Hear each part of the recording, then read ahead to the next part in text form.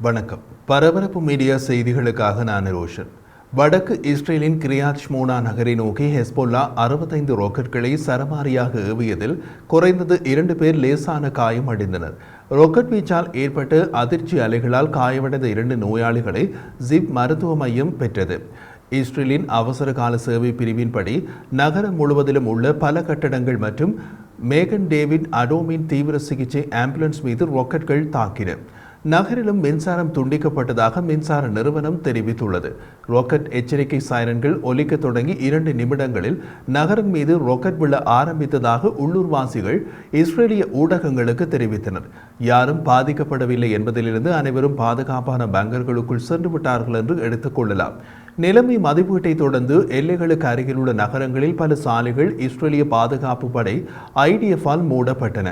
தாக்குதலுக்கு பொறுப்பேற்றுள்ளது ஹெஸ்போல்லா இயக்கம். தெற்கு லெபனானில் உள்ள மீசல் ஜபல் நகரம் மீது இஸ்ரேலிய விமானப்படை நடத்திய விமான தாக்குதல்களுக்கு பதிலடி கொடுக்கும் விதமாக கிரியாத் ஷ்மோனாவை நோக்கி கத்யூஷா மற்றும் ஃபலாக் ராக்கெட்களை ஏவியதாக ஹெஸ்போல்லா அறிவித்துள்ளது. காசா பகுதியில் நடந்து வரும் போருடன் தெற்கு லெபனானில் உள்ள ஹெஸ்போல்லா உள்கட்டமைப்பை இஸ்ரேல் தொடர்ந்து குறிவைத்து வருகிறது. வடக்கு இஸ்ரேலில் ஹெஸ்போல்லா மட்டுப்படுத்தப்பட்ட தாக்குதல்களை நடத்தினாலும் ஹமாஸ் இயக்கத்தை விட பலம் வாய்ந்த இயக்கம் ஹெஸ்போல்லா. இயக்கத்திற்கு ஆட்சேர்ப்பு செய்வதோடு ஆளற்ற விமானங்கள், ராக்கெட்கள், ஏவுகணைகள் மற்றும் ஹமாஸிடம் இல்லாத முழு வான் பாதுகாப்பு சாதன அமைப்புடன் ஹெஸ்போல்லா தனது வான்வழியை மேம்படுத்தியுள்ளது. 20 ஆண்டுகளுக்கு முன்பே தொடங்கிவிட்ட ஹெஸ்போல்லாவின் ஆளற்ற விமானங்களின் பயன்பாடு ஈரானுடனான அதன் ஒத்துழைப்பின் மூலம் வந்தது. சக்தி வாய்ந்த சில ஆளற்ற விமானங்களையும் ஹெஸ்போல்லா இயக்குகிறது. உதாரணமாக, இஸ்ரேலின் கட்டுப்பாட்டில் உள்ள அரேபிய அல் அராம்ஷே நகரில் கடந்த வார தாக்குதல்களில் பயன்படுத்தப்பட்ட சமகால ஆளற்ற விமானங்கள் சுமார் 50 கிலோகிராம் வெடிமருந்துகளை சுமந்து செல்லக்கூடியவை. ஹெஸ்போல்லாவிடம் உள்ள ஏவுகணைகள் சுமார் 150 கிலோமீட்டர் தூரத்தை அடையும் திறன் கொண்டவை என்று கூறப்படுகிறது. அரபு ஊடக தகவல்கள் ஹெஸ்போல்லாவின் வளர்ச்சிக்கு ஒரு முக்கிய காரணியாக வான் பாதுகாப்பு உள்ளது என்பதை வெளிப்படுத்துகின்றன. அரபு ஊடகங்களில் வெளியான தகவல்களின்படி ஹெஸ்போல்லா செயற்கை நுண்ணறிவு அடிப்படையிலான ஏவுகணைகளை வைத்திருக்கிறது. ஹெர்ம்ஸ் 450, ஹெர்ம்ஸ் 900 போன்ற மேம்பட்ட இஸ்ரேலிய ஆளற்ற விமானங்களை தாக்கும் திறன் கொண்ட ஏவுகணைகளையும் ஹெஸ்போல்லா வைத்திருக்கிறது. ஹெஸ்போல்லாவின் வான் பாதுகாப்பு அமைப்பின் மற்றொரு பகுதி SAB அமைப்பை உள்ளடக்கியது. இது சோவியத் தயாரிப்பு 9K-33 ஓசா அமைப்பு. இதில் குறுகிய தூர ஏவுகணைகள் 2 முதல் 9 கிலோமீட்டர் தூர வீச்சு மற்றும் 5 கிலோமீட்டர் உயரம் வரை செல்லக்கூடியவை. அவர்களிடமுள்ள மற்றொரு வான் பாதுகாப்பு சாதனம் SA-17 அமைப்பு. இது சோவியத் தயாரிப்பு பக் ஏவுகணை அமைப்பு. 20 கிலோமீட்டர் தூர வீச்சு கொண்டது. இஸ்ரேலிய வான் பாதுகாப்பு அமைப்புகளுடன் ஒப்பிடும்போது இது ஒன்றும் பெரிதல்ல என்ற போதிலும் பிற ஈரானிய ஆதரவு இயக்கங்களிடம் உள்ளவற்றை விட இவர்களிடம் கணிசமான வான் பாதுகாப்பு அமைப்புகள் உள்ளன. ஹெஸ்போல்லா இன்னமும் வெளிப்படுத்தாத மற்ற ஆயுதங்கள் மற்றும் அமைப்புகள் இன்னமும் இருப்பதாகவும் அவற்றின் செல்வாக்கு மற்றும் முன்னேற்றத்தில் மிகவும் முக்கியமான மற்றும் பெரியதாக இருக்கலாம் என்றும் அரபு ஊடகங்கள் தெரிவிக்கின்றன. மற்றொரு ஈரானிய ஊடகம் இப்போது புதிய அறிவிப்பு ஒன்றை வெளியிட்டுள்ளது. பஹ்ரைனில் உள்ள ஈரானிய ஆதரவு இயக்கம் இஸ்ரேலை 2வது முறையாக குறிவைத்ததாக கூறுகிறது. பரபரப்பு மீடியா யூடியூப் சேனலில் பஹ்ரைனில் உள்ள ஈரானிய ஆதரவு இயக்கம் ஷரியா அல் அஷ்ரார் இஸ்ரேலை குறிவைத்ததாக கூறியது பற்றி சில தினங்களுக்கு முன் காணொலி ஒன்றை வெளியிட்டிருந்தோம். ஏப்ரல் 27ஆம் தேதி ஈலாட்டில் உள்ள இஸ்ரேலிய நிறுவனத்தை குறிவைத்ததாக அல்-மயாதீன் போன்ற ஈரானிய சார்பு ஊடகங்கள் மூலம் அந்த இயக்கம் அறிவித்தது. ஆளற்ற விமானங்கள் மூலம் நடத்தப்பட்டதாக அந்த இயக்கம் கூறும் உண்மையில் தாக்குதல்கள் நடந்ததாகவோ அல்லது வெற்றிகரமாக இருந்ததாகவோ எந்த ஆதாரமும் இல்லை.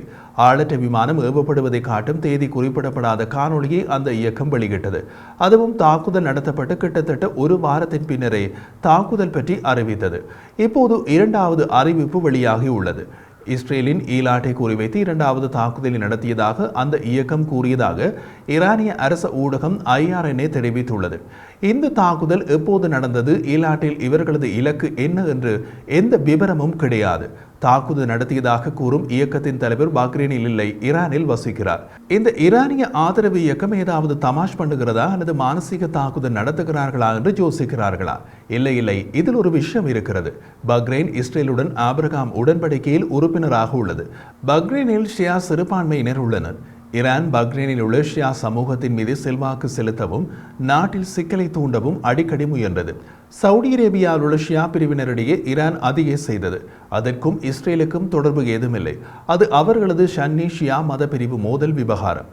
சரி, அப்படியானால் இப்போது இஸ்ரேலுக்கு இந்த இயக்கத்தை வைத்து என்ன செய்ய பார்க்கிறது? நடக்காத தாக்குதலை அறிவித்து இஸ்ரேலை பயமுறுத்துவதுதான் திட்டமா? இல்லை, இது ஈரானின் வேறு விளையாட்டு? காம்பியா நாட்டில் பஞ்சூல் நகரில் இஸ்லாமிய ஒத்துழைப்பு அமைப்பு OICயின் 15வது உச்சி மாநாடு நடக்கிறது. அங்கு ஈரானிய வெளியுறவு அமைச்சர் ஹொசைன் அமீர் அப்துல்லாஹியன் உள்ளார். இஸ்ரேலுடனான உறவுகளை துண்டிக்க இஸ்லாமிய நாடுகளுக்கு அவர் அழுத்தம் கொடுக்கிறார். அதற்கு சம்மதிக்காத நாடுகளுக்கு உங்கள் நாட்டுக்குள்ளேயும் ஒரு ஷியா இயக்கத்தை உருவாக்கி இஸ்ரேலை தாக்கி சிக்கலை ஏற்படுத்துவோம் என்று சிக்னல் கொடுப்பதற்கே இந்த பக்ரைன் இயக்கத்தின் பெயரை தூக்கி போட்டுள்ளார். எல்லா சன்னி மதப்பிரிவு இஸ்லாமிய நாடுகளிலும் ஷியா மதப்பிரிவினர் சிறுபான்மையாக உள்ளனர்.